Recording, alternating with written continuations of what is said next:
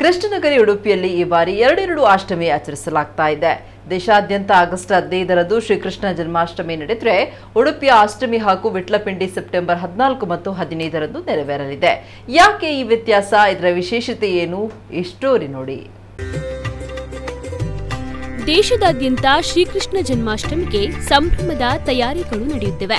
ಉಡುಪಿ ಕೃಷ್ಣ ಮಠದ ಜನ್ಮಾಷ್ಟಮಿ ದೇಶದಲ್ಲೇ ಪ್ರಸಿದ್ಧವಾದದ್ದು. ಆದರೆ ಈ ಬಾರಿ ಉಡುಪಿಯಲ್ಲಿ ಪ್ರತ್ಯೇಕವಾಗಿ ಅಷ್ಟಮಿ ಆಚರಣೆ ನಡೆಯಲಿದೆ. ಇದೊಂದು ಅಪರೂಪವಾದ ಸಂಪ್ರದಾಯ. ನಾಡಿನೆಲ್ಲೆಡೆ ಚಾಂದ್ರಮಾನ ಪದ್ಧತಿಯಂತೆ ಅಷ್ಟಮಿ ಹಬ್ಬವನ್ನ ಆಚರಿಸಿದರೆ ಉಡುಪಿಯಲ್ಲಿ ಸೌರಮಾನ ಪದ್ಧತಿಯನ್ನ ಅನುಸರಿಸಲಾಗುತ್ತದೆ. ಇದೇ ಕಾರಣಕ್ಕೆ ಈ ಭಿನ್ನತೆಯನ್ನ ಕಾಣಬಹುದು. ಹುಣ್ಣಿಮೆ ಅಮಾವಾಸ್ಯೆಯ ಗಣನೆಯಲ್ಲಿ ಇತರ ಭಾಗದಲ್ಲಿ ಆಚರಣೆ ನಡೆದರೆ ತುಳುನಾಡ ಕರಾವಳಿಯಲ್ಲಿ ಸಂಕ್ರಮಣ ಅನ್ನುವಂಥದ್ದು ವಿಶೇಷ. ಹಾಗಂತಲೇ ಈ ಬಾರಿ ಅಷ್ಟಮಿ ತಿಥಿಯ ಜೊತೆ ರೋಹಿಣಿ ನಕ್ಷತ್ರ ಸನ್ನಿಹಿತವಾಗಿರುವ ಕಾರಣ ಸೆಪ್ಟೆಂಬರ್ 14ರಂದು ಕೃಷ್ಣ ಜನ್ಮಾಷ್ಟಮಿಯನ್ನ ಆಚರಿಸಲಾಗುತ್ತಿದೆ. ಇದನ್ನ ಶ್ರೀಕೃಷ್ಣ ಜಯಂತಿ ಎಂದು ಕೂಡ ಕರೆಯುತ್ತೇವೆ. ಎರಡು ಕೃಷ್ಣ ಜನ್ಮಾಷ್ಟಮಿ ಬರೋದ್ರಿಂದ ಎರಡನ್ನೂ ಆಚರಿಸುವ ಮುಖಾಂತರ ಈ ಮಂಡಲೋತ್ಸವ ಅದು ಸಂಪೂರ್ಣವಾದಂತಹ ಒಂದು ಸಮಗ್ರವಾದಂತಹ ಕೃಷ್ಣ ಜನ್ಮಾಷ್ಟಮಿ ಆಚರಣೆಯ ರೂಪದಲ್ಲಿ ಬಂದಿದೆ. ಈ ಒಂದು ಉತ್ಸವವು ಕೂಡ ಪರಿಪೂರ್ಣವಾಗಿರಬೇಕು. ಶ್ರೀಕೃಷ್ಣ ಭಗವಂತನ ಕೃಷ್ಣಸ್ತು ಭಗವಾನ್ ಸ್ವಯಂ ಅಂತೇಳಿ ಪರಿಪೂರ್ಣ ಅವತಾರ. ಭಗವಂತ ಕೃಷ್ಣನಾಗಿ ತೋರಿಸಿದಷ್ಟು ನೀನೆ ಬೇರೆ ಯಾವುದೇ ಅವತಾರದಲ್ಲಿ ತೋರಿಸಲಿಲ್ಲ. ಕಲಿಯುಗದ ಜನರಿಗೆ ಸಂಪೂರ್ಣ ಅನುಗ್ರಹ ಮಾಡೋದಕ್ಕೋಸ್ಕರ ಕೃಷ್ಣ ರೂಪದಿಂದ ಎಲ್ಲ ವಿಧದ ಲೀಲೆಗಳನ್ನು ತೋರಿಸಿದ್ದಾರೆ. ಆದ್ದರಿಂದ ಅವನ ಉತ್ಸವವು ಕೂಡ ಅದು ಪರಿಪೂರ್ಣವಾಗಬೇಕು ಎಂಬ ದೃಷ್ಟಿಯಲ್ಲಿ ಜೀವನದ ಎಲ್ಲ ಕ್ಷೇತ್ರಗಳ ಒಂದು ಕಲೆಯನ್ನು ಸಮರ್ಪಣೆ ಮಾಡುವ ರೀತಿಯಲ್ಲಿ ಈ ಒಂದು ಮಂಡಲೋತ್ಸವವನ್ನು ಆಯೋಜಿಸ್ತೇವೆ. ಈ ಒಂದು ಮಂಡಲೋತ್ಸವದ ಪ್ರಯುಕ್ತ 1 ಕೋಟಿ ಕೃಷ್ಣ ನಾಮ ಜಪ ಇದೆ.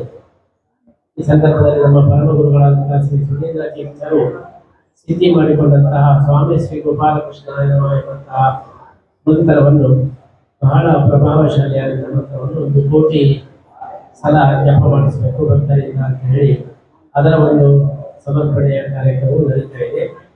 ಹಾಗೆಯೇ ಚಾಂದ್ರ ಕೃಷ್ಣ ಜನ್ಮಾಷ್ಟಮಿಗೆ ಈ ಬಾರಿ ರಾಮಜನ್ಮಭೂಮಿ ತೀರ್ಥಕ್ಷೇತ್ರ ಟ್ರಸ್ಟಿನ ಖಜಾಂಚಿಯಾದಂತಹ ಗೋವಿಂದಗಿರಿ ಮಹಾರಾಜರು ಅವರು ಆಗಮಿಸ್ತಾ ಇದ್ದಾರೆ.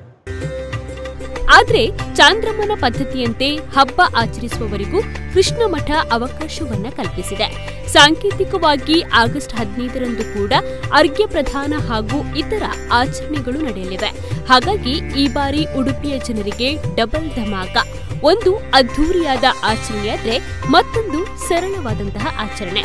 ಕೃಷ್ಣ ಭಕ್ತರು ಈ 2 ಅಷ್ಟಮಿಯ ಸಂಭ್ರಮವನ್ನ ಕೂಡ ಕಣ್ತುಂಬಿಸಿಕೊಳ್ಳಬಹುದು.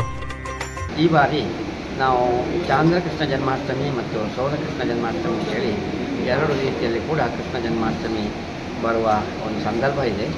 ಆ ಒಂದು 3-4 ವರ್ಷಗಳ ಮುಂಚೆಗೆ ಬರ್ತದೆ. ಇದರಲ್ಲಿ ಏನು ಅಂತ ಹೇಳಿದರೆ ಚಾಂದ್ರಮಾನ ಪದ್ಧತಿಯಿಂದ ನಾವು ಗಣಿತ ಲೆಕ್ಕ ಮಾಡಿದಾಗ ಅಷ್ಟಮಿ ತಿಥಿಯ ಲೆಕ್ಕಾಚಾರ ಇದು ನಮ್ಮ ಜ್ಯೋತಿಷದವರು ಸ್ಪಷ್ಟವಾಗಿ ಹೇಳ್ತಾರೆ. ಹಾಗೆ ಸೌರಮಾನ ಪದ್ಧತಿ ಪ್ರಕಾರ ಈ ಉಡುಪಿಯ ಎಲ್ಲ ಹಬ್ಬ ಹರಿದಿನಗಳು ಅಥವಾ ಕರಾವಳಿ ಈ ಪ್ರಾಂತದ ಎಲ್ಲ ಕಡೆಯಲ್ಲಿ ಕೂಡ ಸೌರಮಾನ ಪದ್ಧತಿ ಬಳಕೆ. ಸೌರಮಾನ ಪದ್ಧತಿ ಅಂತೇಳಿ ನಾವು ಸಂಕ್ರಮಣವನ್ನು ಲೆಕ್ಕವಾಗಿ ಇಟ್ಕೊಂಡು ಮಾಸವನ್ನು ಗಣನೆ ಮಾಡುವಂಥದ್ದು. ಅವರು ಚಂದ್ರ ಶುಕ್ಲ ಪಕ್ಷ ರೀತಿಯಲ್ಲಿ ಅವರು ಮಾಸ ರೀತಿಯಲ್ಲಿ ಮಾಡ್ತಾರೆ. ನಾವು ಈಗ ಸಂಕ್ರಮಣದಿಂದ ಈಗ ಆಟಿ ಅಂತೇಳಿ ಆಷಾಢ ಬರಬೇಕಾದ್ರೆ ಆಷಾಢ ಮಾಸ ಮೊನ್ನೆ ಬಂದಾಗಿದೆ. ಆದರೆ ನಮಗೆ 14ರ ನಂತರ ಆಟಿ ಅಂತ ಹೇಳ್ತಾರೆ. ಅಂದರೆ ನಮಗೆ ಆಷಾಢ ಬರೋದು 14ರ ನಂತರ. ಹೀಗೆ ಅದು ಸಂಕ್ರಮಣ ರೀತಿಯಿಂದ ಇಲ್ಲಿ ಪದ್ಧತಿಯನ್ನು ಶ್ರೀಮದ್ ಆಚಾರ್ಯರು ಮಾಡಿಕೊಟ್ಟಿದ್ದಾರೆ.